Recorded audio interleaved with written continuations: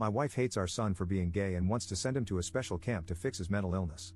Posted by u/stunningmud9227. So, this is a pretty heavy situation, and I'm really confused and disgusted, to be honest, because I never thought my wife was like this. My wife, 44F, and I, 45M, have been married for 14 years. We have 2 kids, a 16-year-old son, let's call him Noah, and a 12-year-old daughter. We've had our fair share of disagreements over the years, of course, but things have generally been smooth between us. Now for the context, Noah came out as gay about a year ago. It was a surprise, and as hard as it was to accept, I love my kids more than anything and just want their happiness. My wife visibly didn't take it well, though. She was upset and seemed to go through a grieving period where she didn't really talk about it. I tried to support Noah in every way I could, telling him that I loved him no matter what, etc.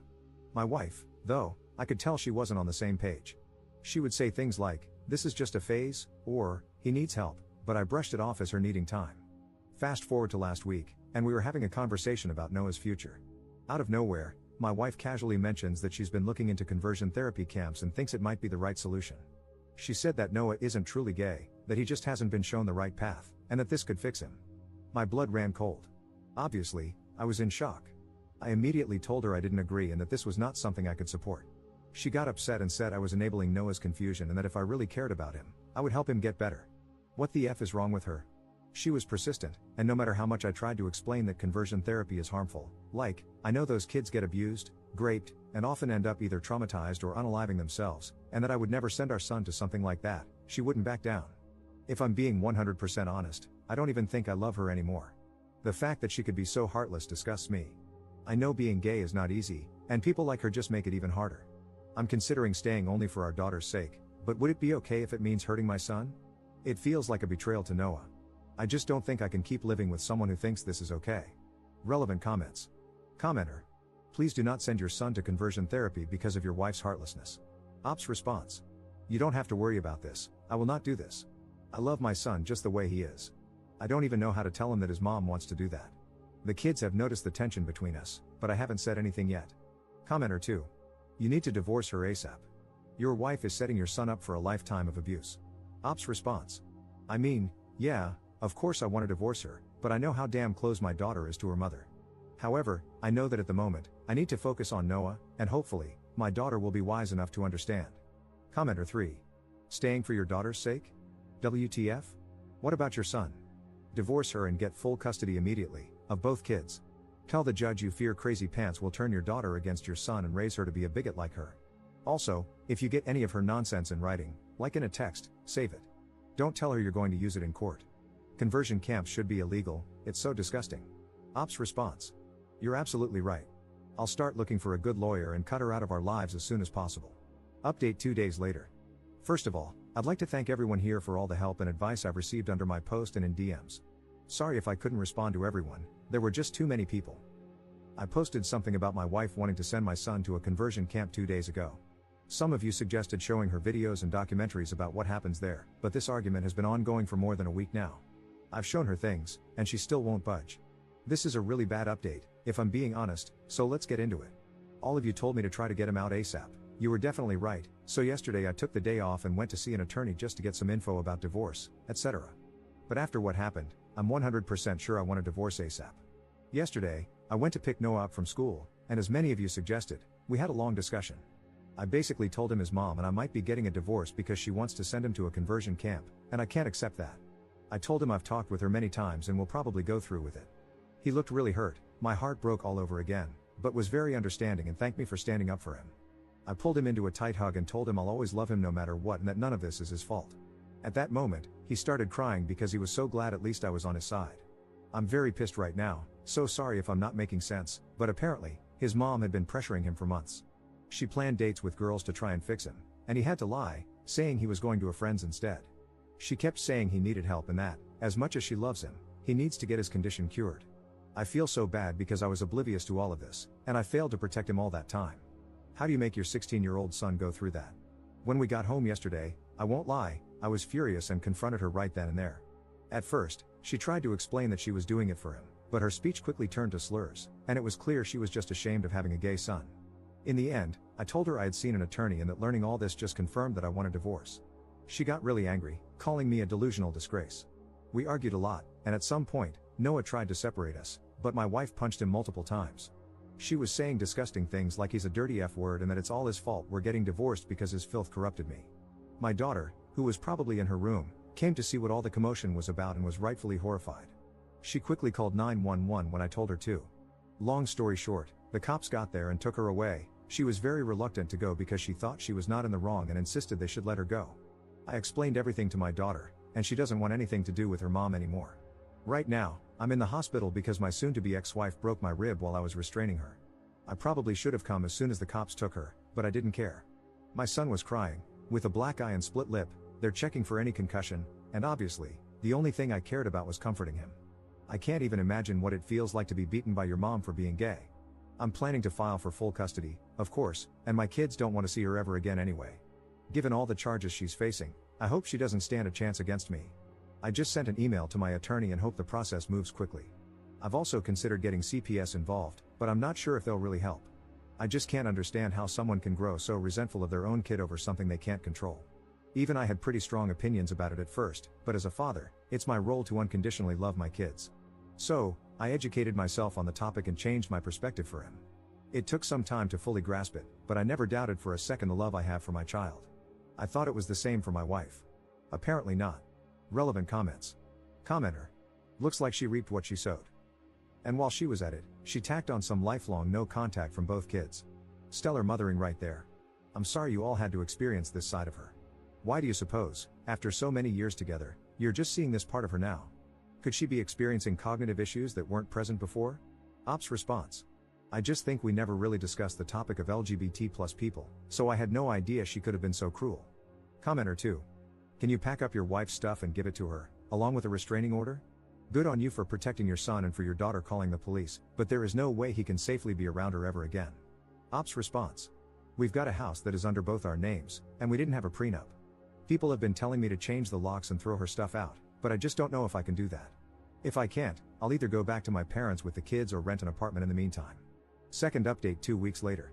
So, a little over 2 weeks ago, I posted about my soon-to-be ex-wife putting both my son and me in the hospital because he is gay. First of all, I'd like to thank everyone for the support and advice we've received. The kind words were overwhelming. To all the trolls saying this is fake, God knows I wish it was. Maybe I didn't make much sense because I was extremely shaken, so I apologize if that was the case. Now, for the update. It's been difficult ever since, but don't worry, this is not a bad update. First of all, I was able to get an emergency custody order. I'm very relieved because many of you warned me about how people can have their kids forcefully taken to those conversion camps, and I'm relieved that she can't do that anymore. I'm still overly anxious and only leave my son alone when he's at school. I've instructed all the teachers to make sure no one but me approaches him. Thank God my boss has been understanding about the matter. I've been granted exclusive use of our house as well, so I've changed the locks and installed security cameras. Many friends and family members, from my side, of course, have been visiting often to give us both emotional support and ensure our safety. Many of you also advised me to document every injury that my son and I sustained. Fortunately, my son didn't suffer a concussion, so I took plenty of pictures and gave them to my lawyer. She has also taken my son's, and my daughter's testimonies. Given all the charges my wife is facing, child abuse, both physical and emotional, neglect/endangerment, assault and battery, hate crime, and domestic violence. Yeah, it doesn't look very good for her. Our lawyer is confident that I will 100% be granted full custody. She also said that it's likely my soon-to-be ex's attorney will recommend that she give up her parental rights, given the overwhelming evidence against her. Also, it's very likely that my son and I, possibly even my daughter if she asks for it, will be granted a restraining order against her. My lawyer has told me that CPS involvement will only strengthen my case, as they are thoroughly investigating everything. While we're still waiting to get the court date, I am feeling highly confident and relieved for the first time since all that happened. I've gathered tons of overwhelming evidence against the toxin, thanks to that person who came up with that name. I'll keep everyone updated, and thank you again for all the advice and support my kids and I have received. I honestly don't know how I could have gotten through this without all of you. You all just saved a family. Relevant comments. Commenter. I am so happy for you and your son and daughter that this is turning out in your favor. That being said, I am so sorry that you all had to go through this. I've been following your story since the very first post, and I've commented on almost every post. I just have to say, as the chosen mom of so many queer kids, you're the parent they all wanted, the one who stood by them and stood up for them. So many of them didn't even have a single parent who did that. I am just so proud of you. I'm actually crying while writing this because I'm thinking of all my kids and the ones I call my kids who have no one besides their chosen family to love them unconditionally. Thank you for being what a parent is supposed to be. Thank you for putting your son first. And thank you for accepting him as he is. I hope you are a beacon of acceptance to other parents whose kids will eventually come out. And I hope you're a safe place for any other kids in your area who need a parent figure to come out too. Ops response. I remember your comment on my first update. Thanks so much for the support. I'm not who I used to be, and I'm glad to say I love my son for who he is. Third update 2 months 2 weeks later. Hi everyone, it's been a while.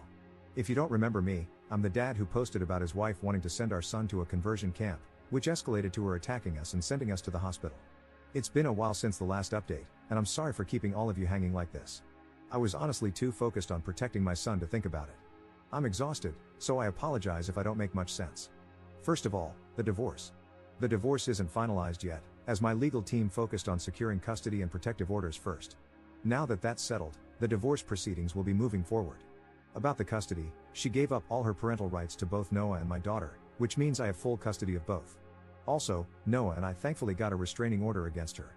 However, for some reason, the judge decided my daughter didn't need one since her mother hadn't physically attacked her.